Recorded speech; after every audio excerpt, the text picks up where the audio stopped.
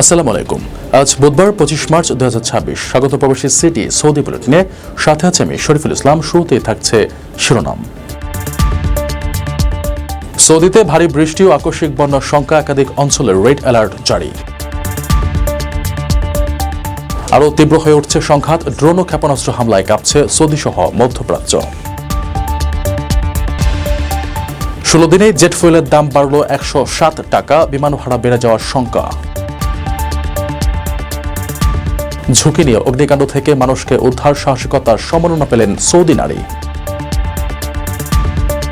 কুয়েতের আকাশপথ বন্ধে বিপাকে প্রবাসীরা, সৌদি হয়ে দেশে ফেরানোর উদ্যোগ।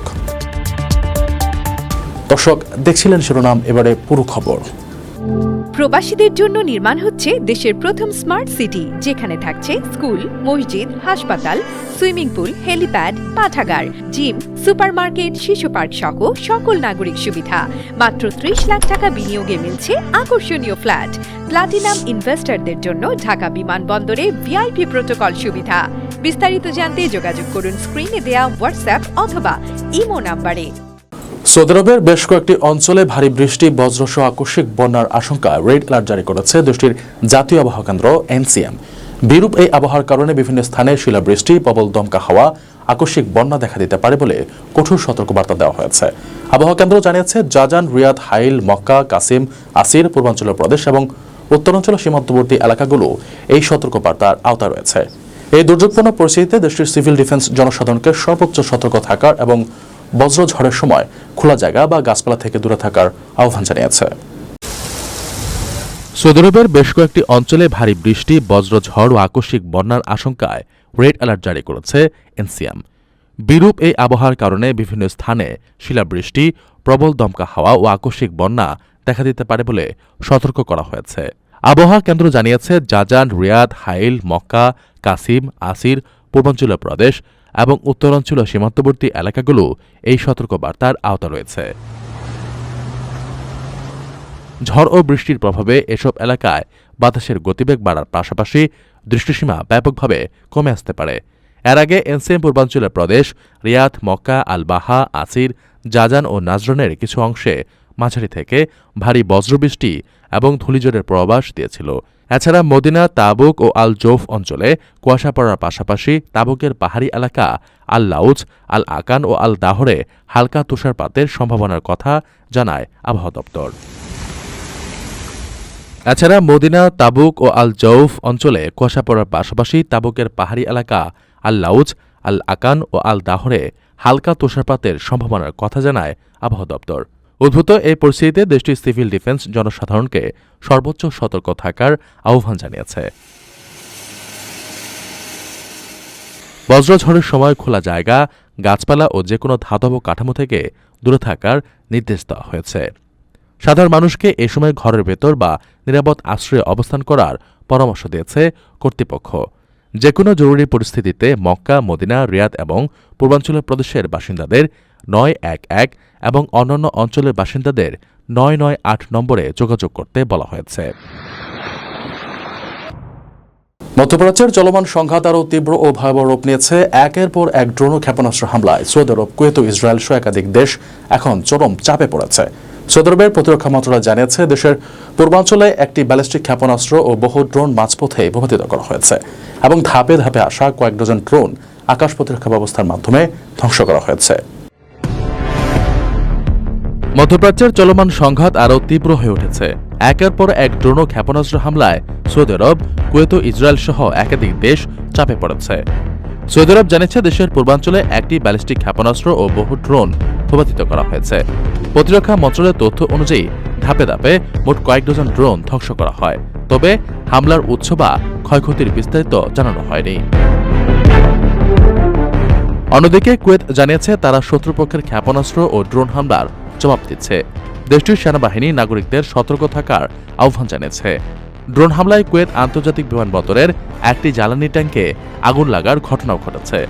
চলমান সংঘাতে এটি তৃতীয়বারের মতো ওই বিমানবন্দরে হামলা। কুয়েত ন্যাশনাল গার্ড জানিয়েছে, তারা অন্তত 5টি ড্রোন ভূপাতিত করেছে।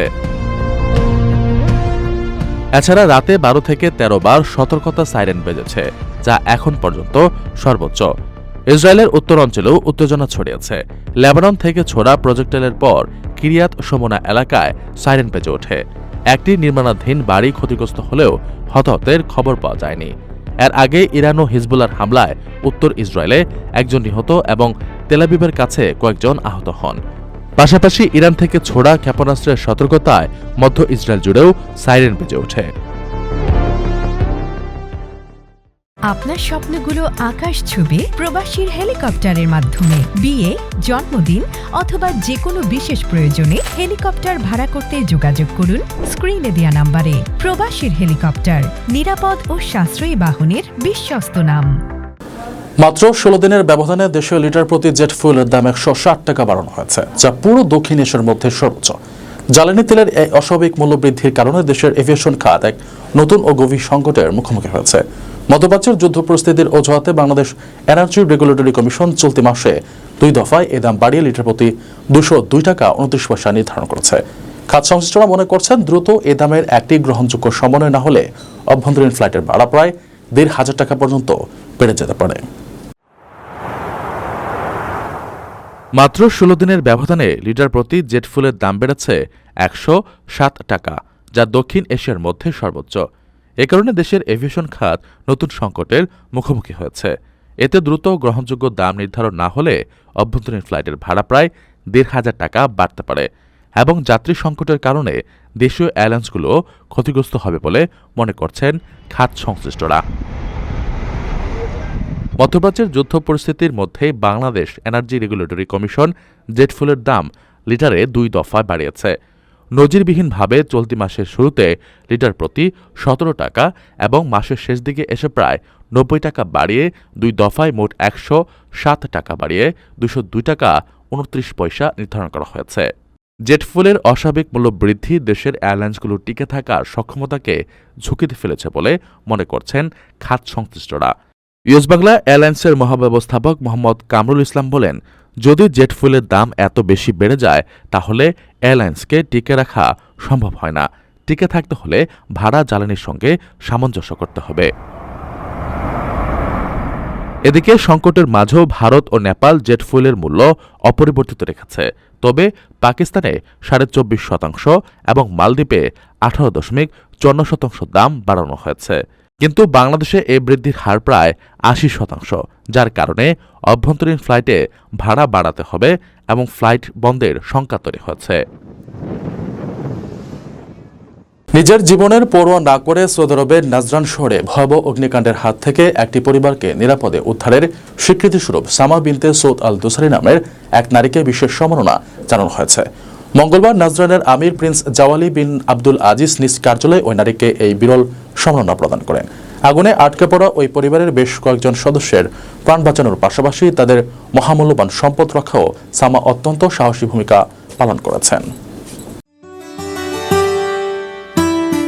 সৌদি আরবের নাজরান শহরে ভয়াবহ অগ্নিকাণ্ডের হাত থেকে একটি পরিবারকে উদ্ধারের স্বীকৃতিস্বরূপ সামা বিনতে সৌদ আল দোসারি নামের এক নারীকে সম্মাননা জানানো হয়েছে।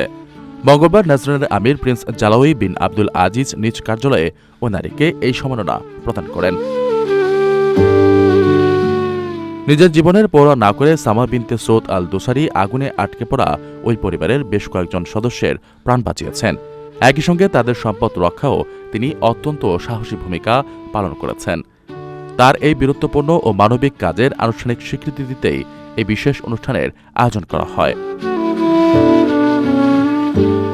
সম্মাননা প্রদান অনুষ্ঠানে প্রিন্স জাওয়াই বিন আব্দুল আজিজ ওই নারীর এমন নিঃস্বার্থ মানবিক কাজের ভূয়সী প্রশংসা করেন এবং তার প্রতি গভীর সম্মান প্রকাশ করেন। তিনি বলেন, এ ধরনের মহৎ উদ্যোগ সমাজে পারস্পরিক সম্প্রীতি ও সহমর্মিতার মূল্যবোধকে আরও সুদৃঢ় করে, যা মূলত ইসলাম ধর্মের অন্যতম শিক্ষা। সামাহর এই কাজ দেশবাসীর সচেতনতা, দায়িত্ববোধ ও অপরের কল্যাণে এগিয়ে আসার মানসিকতারই একটি উজ্জ্বল প্রতিফলন। মঙ্গলবারের এই সম্মাননা প্রদান অনুষ্ঠানে নাজরান শহরের সিভিল ডিফেন্স বিভাগের পরিচালক ব্রিগেডিয়ার জেনারেল নওফ আল ওতাইবি এবং সামাহার বাবাও উপস্থিত ছিলেন। প্রবাসীদের জন্য নির্মাণ হচ্ছে দেশের প্রথম স্মার্ট সিটি, যেখানে থাকছে স্কুল, মসজিদ, হাসপাতাল, সুইমিং পুল, হেলিপ্যাড, পাঠাগার, জিম, সুপারমার্কেট, শিশু পার্ক সহ সকল নাগরিক সুবিধা। মাত্র 30 লাখ টাকা বিনিয়োগে মিলছে আকর্ষণীয় ফ্ল্যাট। প্লাটিনাম ইনভেস্টরদের জন্য ঢাকা বিমানবন্দরে ভিআইপি প্রোটোকল সুবিধা। বিস্তারিত জানতে যোগাযোগ করুন স্ক্রিনে দেয়া হোয়াটসঅ্যাপ অথবা ইমো নাম্বারে। মধ্যপ্রাচ্যের চলমান যুদ্ধ পরিস্থিতির কারণে কুয়েতের আকাশপথ আকস্মিকভাবে বন্ধ থাকায় চরম বিপাকে পড়েছেন হাজার হাজার প্রবাসী বাংলাদেশি। এই তীব্র সংকট নিরসনে আটকে পড়া প্রবাসীদের জন্য সৌদি আরবের দাম্মাম ও কায়সুমা বিমানবন্দর ব্যবহার করে বিকল্প রুটে যাতায়াতের বিশেষ উদ্যোগ নিয়েছে বাংলাদেশ দূতাবাস। কুয়েত আন্তর্জাতিক ফ্লাইট চলাচল বন্ধ থাকায় দেশ ফিরতে ইচ্ছুক প্রবাসীদের জন্য এই বিকল্প রুট চালুর কাজ চলছে এবং বেসামরিক বিমান চলাচল কর্তৃপক্ষ ইতিমধ্যে কুয়েত এয়ারওয়েজকে দাম্মাম হয়ে ফ্লাইট পরিচালনার অনুরোধ জানিয়েছে। মধ্যপ্রাচ্যের চলমান যুদ্ধ পরিস্থিতির কারণে কুয়েতের আকাশপথ বন্ধ থাকায় বিপাকে পড়েছেন হাজার হাজার প্রবাসী বাংলাদেশি। এই সংকট নিরসনে কুয়েত প্রবাসী বাংলাদেশিদের জন্য সৌদি আরবের বিমানবন্দর ব্যবহার করে বিকল্প রুটে যাতায়াতের উদ্যোগ নিয়েছে বাংলাদেশ দূতাবাস। মঙ্গলবার এক বিজ্ঞপ্তিতে দূতাবাস জানায়, কুয়েতের আকাশসীমা বন্ধ থাকায় বর্তমানে কোনো আন্তর্জাতিক ফ্লাইট চলাচল করতে পারছে না। এই বিশেষ পরিস্থিতিতে জরুরি প্রয়োজনে দেশে ফিরতে ইচ্ছুক প্রবাসীদের জন্য সৌদি আরবের দাম্মাম ও কায়সুমা বিমানবন্দর ব্যবহার করে বিকল্প রুট চালুর কাজ চলছে। ইতিমধ্যে বাংলাদেশ বেসামরিক বিমান চলাচল কর্তৃপক্ষ কুয়েত এয়ারওয়েজকে দাম্মাম হয়ে ফ্লাইট পরিচালনার অনুমোদন দিয়েছে। তবে এই রুট ব্যবহারের জন্য সৌদি আরবে প্রবেশের ট্রানজিট ভিসা বা বিশেষ অনুমতি প্রয়োজন হবে। সেই প্রক্রিয়া সহজ করতে দূতাবাস কুয়েত এয়ারওয়েজ, জাজিরা এয়ারওয়েজ ও বিমান বাংলাদেশ এয়ারলাইন্সের সঙ্গে নিবিড় আলোচনা চালিয়ে যাচ্ছে। জাজিরা এয়ারওয়েজ ইতিমধ্যে তাদের নিজস্ব ব্যবস্থাপনায় যাত্রীদের বাসে করে কুয়েত সৌদি সীমান্ত পার করে কায়সুমা বিমানবন্দর থেকে গন্তব্যে পৌঁছে দিচ্ছে। কুয়েতে বাংলাদেশ দূতাবাসের কাউন্সিলর ও দূতাবাস প্রধান মোহাম্মদ মনিরুজ্জামান প্রবাসীদের ধৈর্য ধারণের আহ্বান জানিয়েছেন।